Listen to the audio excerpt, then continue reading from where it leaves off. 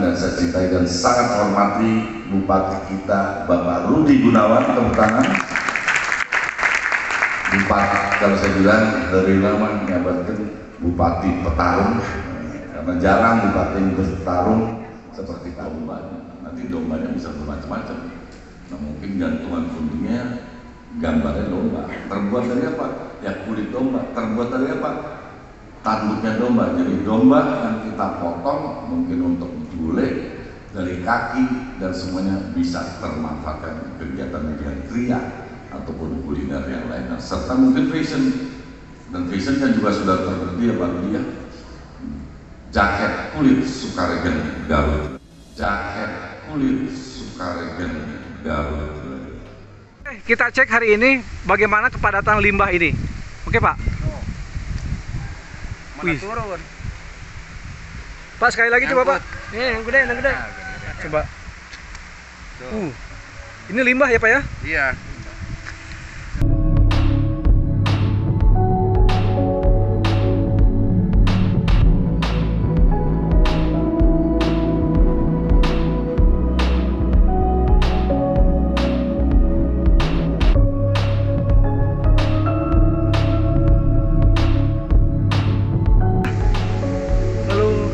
Sekali Bendungan lagi, ditampung di bendungan. wah serem ya.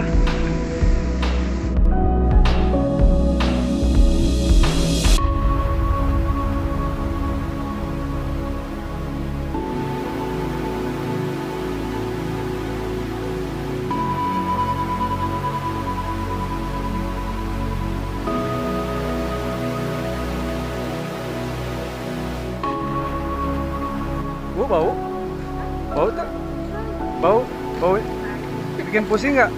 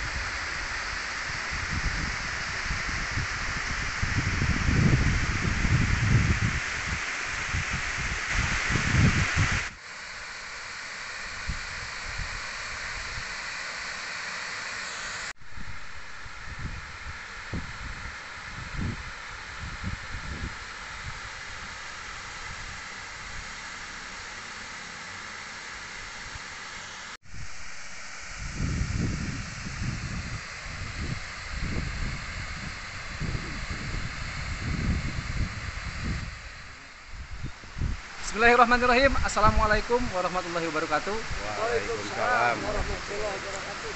Alhamdulillah hari ini saya dari majalah Logika bisa hadir di tempat yang bau. Tepatnya di apa Pak nama kampungnya? Sukaregang Pesantren. Sukaregang Pesantren. Sungai Cigulampeng. Ini nama sungainya? Iya. Cigulampeng. Sungai Cigulampeng. RW 18. Tepatnya di Kelurahan Kota Wetan. Kota Wetan. RT RT 04 0405 0405. RW 18. RW 18. Iya. Oke, hari ini saya diajak sama Ketua P4SG, Kang Denny. Hey. Halo Bray. Dan Pak Agus Marlon. Ya, alhamdulillah saya bertemu dengan Pak RW ya? Iya. Dengan Pak siapa? Pak Asep. Pak Asep. Iya. Pak Asep apa? Asep Supriyatna. Dengan Pak Asep Supriyatna selaku Ketua RW 18. Iya. Oke, ini Bapak dengan Ketua RT. Pak Mumar. Muman. Pak Muman. Pak Muman Ketua RT di sini. Nah, saya penasaran dengan kondisi sungai yang nampaknya maaf membuat sangat tidak nyaman, bau, dan tadi saya bertemu dengan beberapa ibu rumah tangga dan anak-anak, dan ada yang muntah-muntah Pak ya? Iya. Saya pun di sini sebenarnya nggak tahan nih, pengen muntah, tapi saya ingin juga merasakan bagaimana dampak negatif yang dirasakan oleh masyarakat sekitar, agar tidak menjadi katanya saja. Ini adalah salah satu bukti bahwa memang kondisi ini sangat memprihatinkan, dan mudah-mudahan menjadi perhatian pemerintah Kabupaten Garut dan juga pemerintah Republik Indonesia. Nah, hari ini saya mudah-mudahan bisa ngobrol dengan Bapak nih, Pak. Iya. Saya mau tanya, kapan sungai ini mulai bau? Sudah lama sekali, tapi hubungan saya baru dari Januari lah menggarap ke RW-an kurang lebih 8 bulan, maju 9 bulan. Jadi dampak yang awal-awal itu tidak tahu karena mungkin saya tidak punya kapasitas untuk seperti sekarang. Oke. Jadi sekarang ya mungkin saya yang menangani. Alhamdulillah memang sering dikasih per 3 bulan satu kali itu 500.000 dari APKI. 500.000 dari APKI, Iya. Asosiasi Pengusaha Kulit Indonesia, Iya. Kabupaten Garut ya. Iya, 500.000 per 3 bulan. per 3 bulan. Oke. Itu baru 2 kali menerima. Dan di samping itu ada juga pengerukan memang dikasih. Kadang-kadang paling maksimal itu dari PUPR. Dari Dinas PUPR. Dari pengusaha paling banter 500.000 bantuan per sekali pengerukan. Oh, sekali pengerukan perusahaan memberikan bantuan kepada masyarakat 500.000 Dari APKI. dari APKI. Ya, kalau dari PUPR kadang 2 juta, kadang 2,5 juta. Oh, jadi nggak tetap juga ya? Kadang 2 juta, kadang 2,5 juta. Iya. Bentuk pengerjaannya seperti apa, Pak? Pengerukan gimana? Ya, pembuangan sampah dan juga limbah industri yang berbentuk gumpalan-gumpalan gaji sama bulu. Oke. Karena menggumpal di sini, otomatis kan warga yang menangani di sini. Walaupun dari sini itu tidak ada pengusaha atau tidak ada pekerja yang bekerja di penyamak, tapi baunya ya alhamdulillah sering tiap Oke. hari. Nah, kalau saya pengen tahu, Pak, ini sebenarnya si limbah ini datangnya dari mana? Ini nyambung kemana saja sungai ini? Ya dari Cilongkrang juga, yang dari sananya ya pokoknya yang mengalir ke Cigolampeng mungkin pembuangannya ke sini. Ke sini semua. Iya. Nah, kalau ke sana kayaknya masih panjang ya. Ada Iya. Ada juga RW 22 kalau nggak salah, Sukamenteri, terus sampai ke Cimanuk. Bahkan itu ke Mandala juga dari sini selokan kecil. Oh, jadi sampai perumahan Mandala, Iya.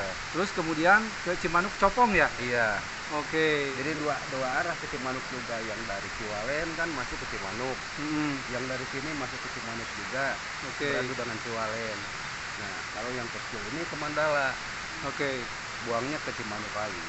Kalau saya nih, Pak, karena memang baru ya ke sini, sudah merasakan bau yang sangat tidak sedap. Iya, iya. Nah, Bapak yang sehari-hari di sini bagaimana perasaannya? Ya memang nggak enak, tapi harus bagaimana lagi? Oke. Karena butuh perhatian dari pemerintah, ya, terutama pemerintah itu bagaimana solusi daripada ini untuk menetralisir daripada limbah tersebut bagaimana. Oke.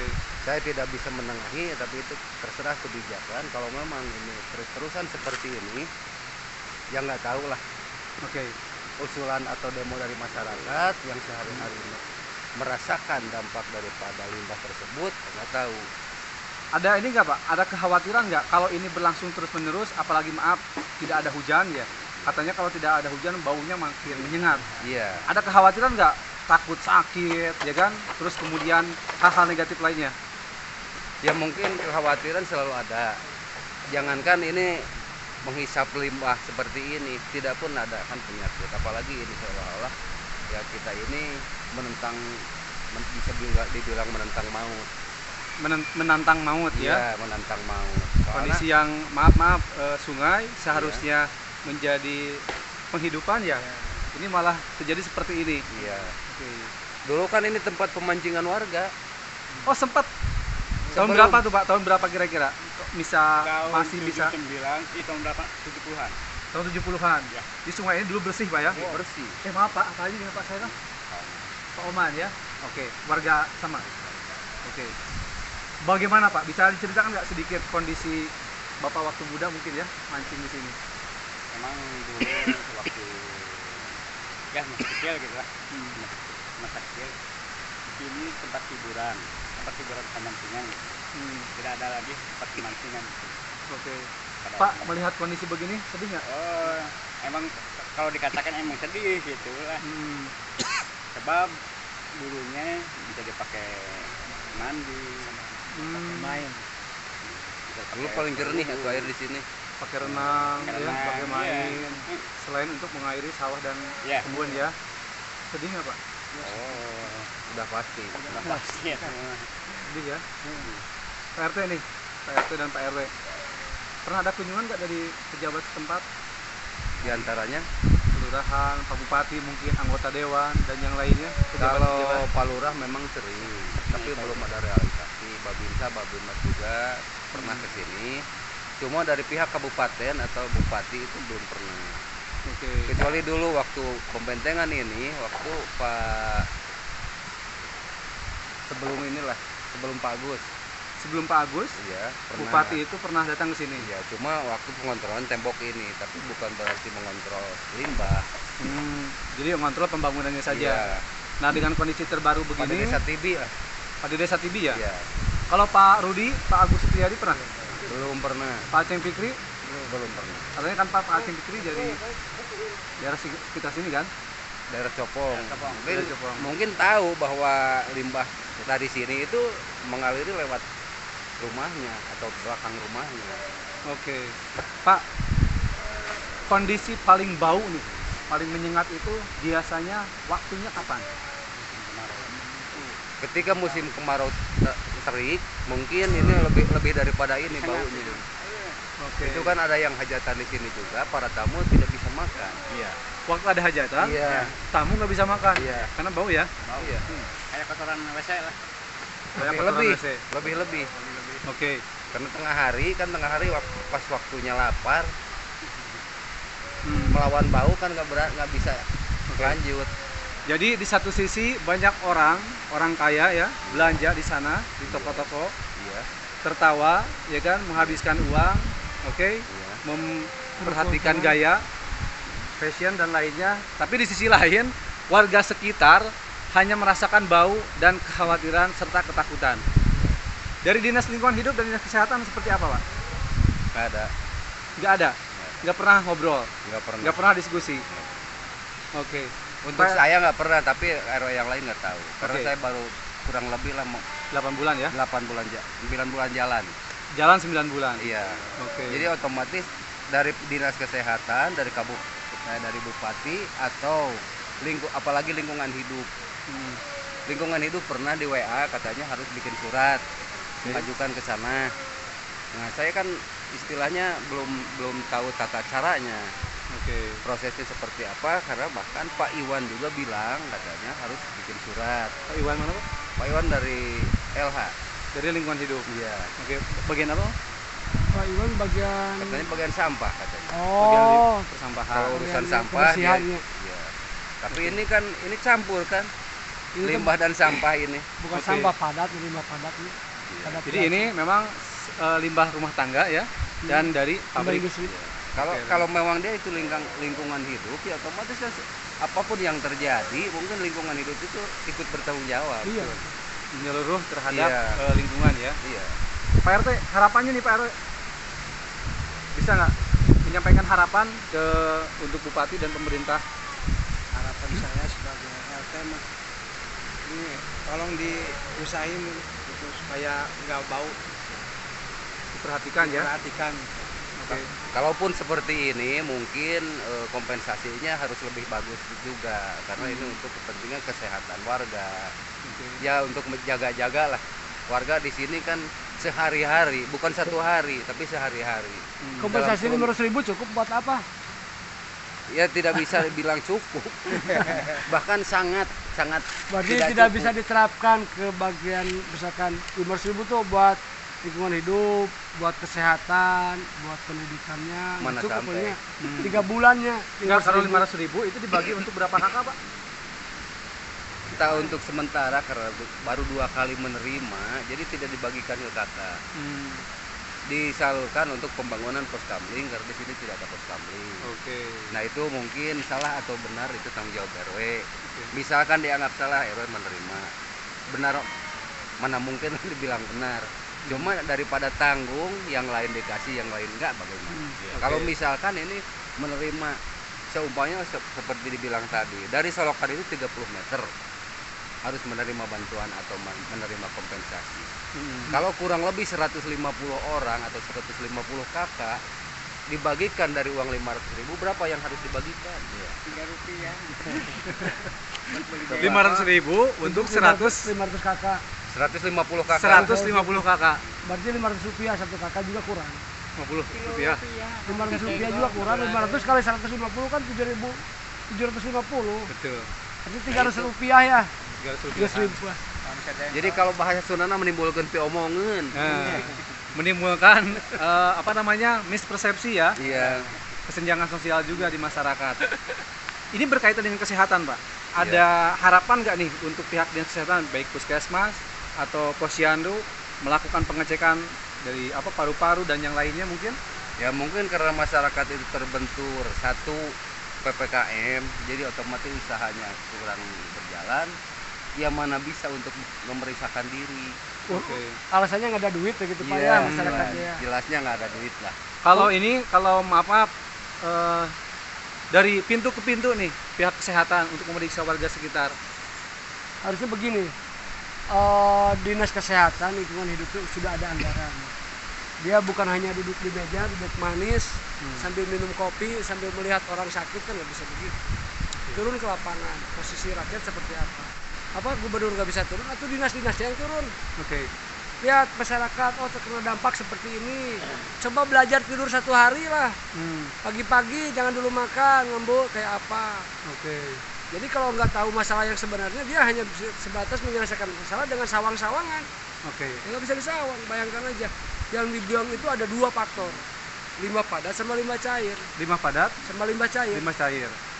Limbah cair, bensinnya dibuang, sulfurnya juga dibuang, nggak dinetralisasi. Limbah padatnya tuh bulu dia nggak bisa Terurai. terurai. Terus lemak tak jenuh, gaji nggak bisa terurai.